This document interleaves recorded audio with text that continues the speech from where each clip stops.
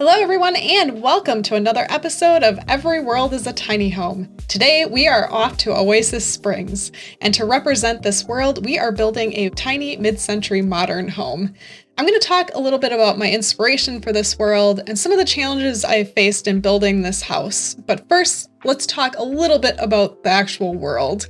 Oasis Springs was one of the two original worlds that we received with the Sims 4 base game.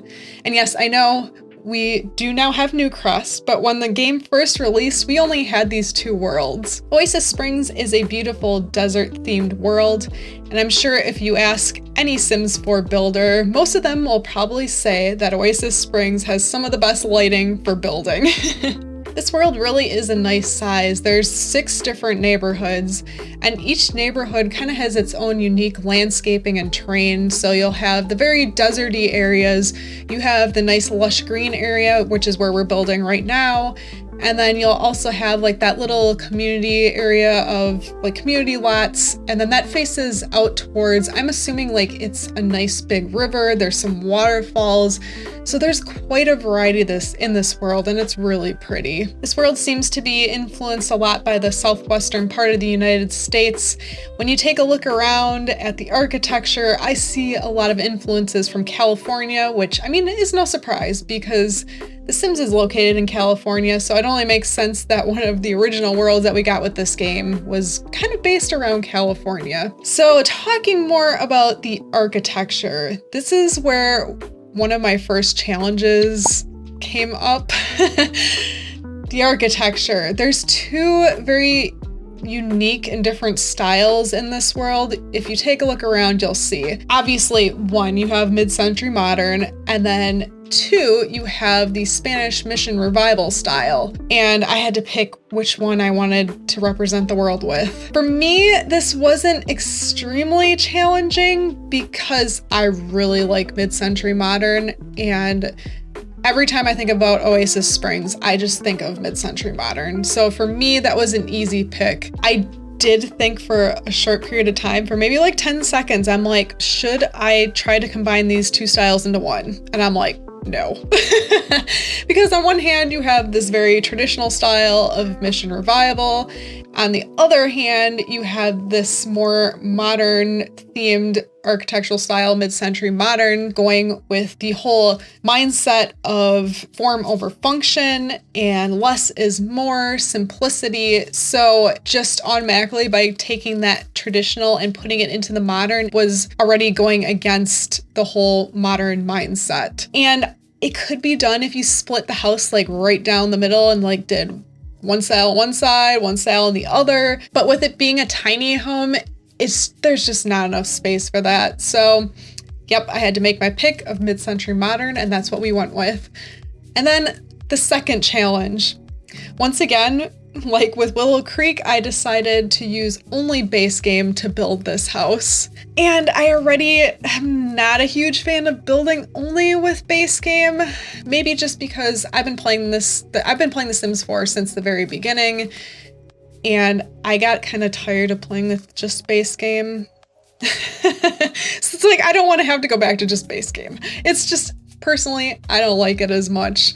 But then also, you seasoned Sims 4 players probably already know this, but in the years since this first came out, we've had several different expansions and packs that have a lot of really nice mid-century modern furniture and design that are included in them. And so many of those packs and expansions would have looked so good in this house. But I was successful and I created this with completely just base game. And I know this is also a series based around tiny living, but this should function in your game if you only have just base game. There's not actually any tiny living elements in here. I upload it to the gallery as a tiny home, but like I said, I think if you download it and you only have base game, you'll just have this size home for base game.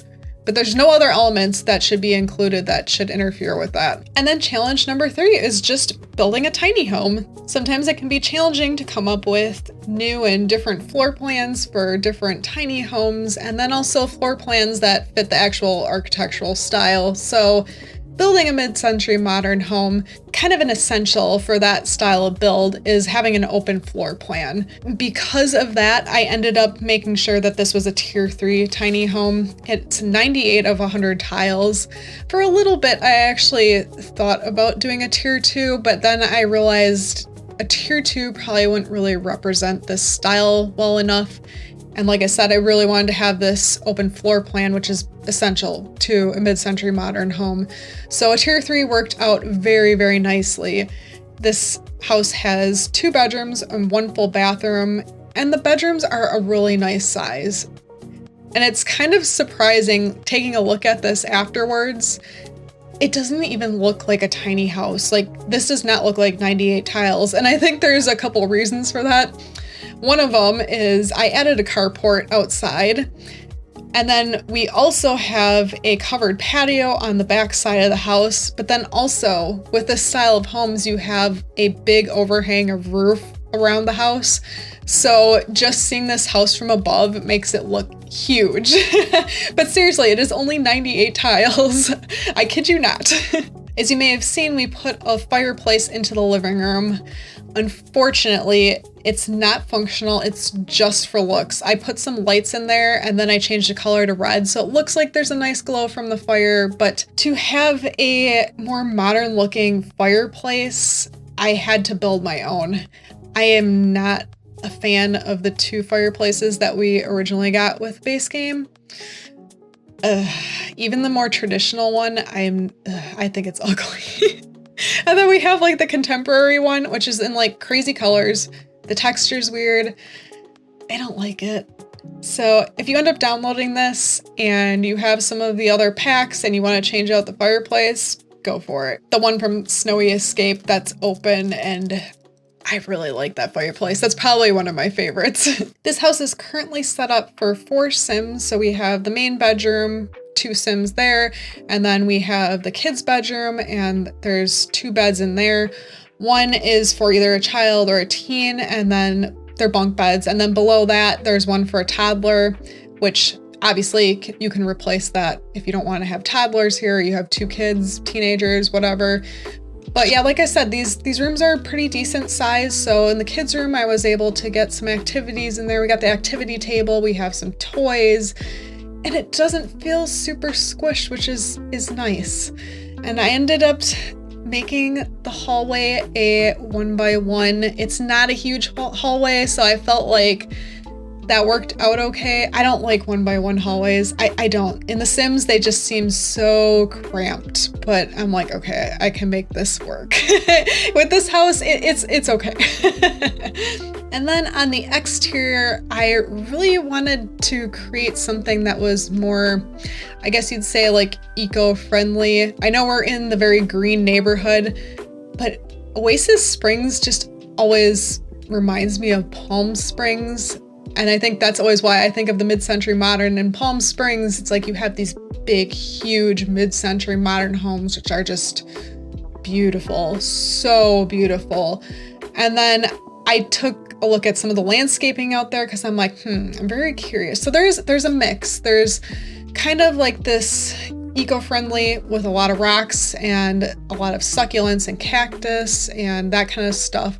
There are areas that I've seen that are green, but we're going for an eco-friendly look here. I wanted this to feel realistic to like a desert setting, even though I know in The Sims 4 you don't have to worry about that. And it seems like this world has a lot of water, just maybe not here. And then in the backyard, we created this nice little oasis, yes, oasis, with a really nice big pool. Something else that's like, I think every single house probably has in Palm Springs. These mid-century moderns all have awesome pools. So we had to have a nice big pool, and it gets hot here. I mean, in The Sims 4, and if you have seasons, it gets hot here. So a pool is very necessary. And then we have that covered patio. I have a grill under there. There's a table, some chairs.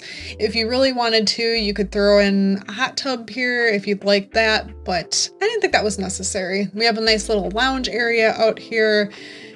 I was seriously nervous about the landscaping because I feel like I don't know what I'm doing with like this desert landscaping. I don't live in the desert. So like, this is not my kind of landscaping. I was a little nervous about it, but I think it turned out pretty good, and I think it looks pretty realistic to what you would kind of find in the Palm Springs area.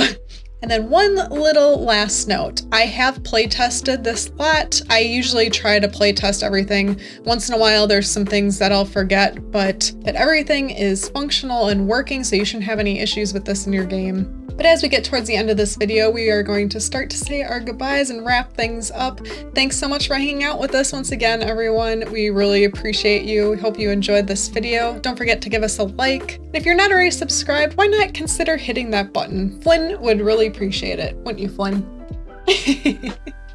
Well, we hope you all have an amazing week, and we'll see you in our next video, everyone. Bye!